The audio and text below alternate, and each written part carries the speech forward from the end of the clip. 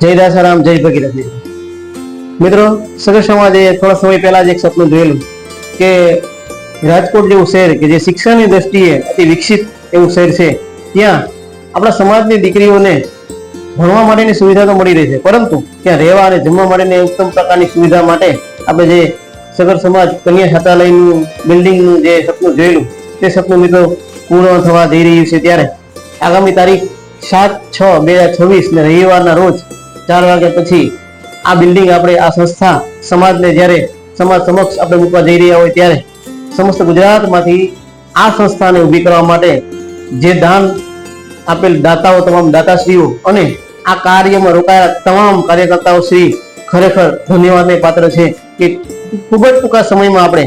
આ સંસ્થાનું કામ પૂર્ણ કરી અને આગામી સત્રથી દીકરીઓને ત્યાં રહેવા અને જમવા માટેની ઉત્તમ સગવડ આપણે પૂરી પાડી રહ્યા છે। મિત્રો, એનું જે આવતી 7/6/2026 ને રવિવારના રોજ 4 વાગ્યા પછી જે મિત્રો આપણે ઉદઘાટન કાર્યક્રમ રાખેલ છે, તેમાં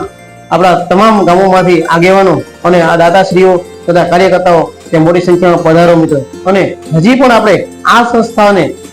વધારે વધારે સુવિધાઓથી સજ્જ કરી શકીએ તે માટે શું આપણે આના વધારે આપણે શું કરી શકીએ એ માટે આપણે ત્યાં સાથે બધા મળી અને ચર્ચા કરીએ, વિચારણા કરીએ અને આ સંસ્થાને આગળ ભવિષ્યમાં હજી પણ વધારે ઊંચાઈ પર લઈ જઈએ અને વધુમાં વધુ અત્યારે આપણે હાલ 200 દીકરીઓને આપણે એડમિશન આપી અને તેમને રહેવાની જમવાની સગવડ જે આપણે ઊભી કરી છે, એનાથી પણ ભવિષ્યમાં પણ હજી વધારે દીકરીઓ ત્યાં રહી શકે અને આ સંસ્થા સાથે સાથે જ બીજી પણ એક લાઇબ્રેરી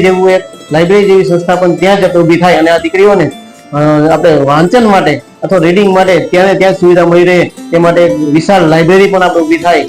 એવી અનેક આપણે એની ચર્ચાઓ માટે આપણે આવતા રવિવારે 4 વાગ્યા પછી સમસ્ત ગુજરાતમાંથી ત્યાં આપણે આગેવાનો, સમાજના આગેવાનો, દાતાશ્રીઓ અને કાર્યકર્તાઓ પધારો એવું સમસ્ત રાજકોટ કન્યા સગર સમાજ છાત્રાલયના ટ્રસ્ટીઓથી હું સૌને આમંત્રણ પાઠવું છું। મિત્રો, જય દાસારામ।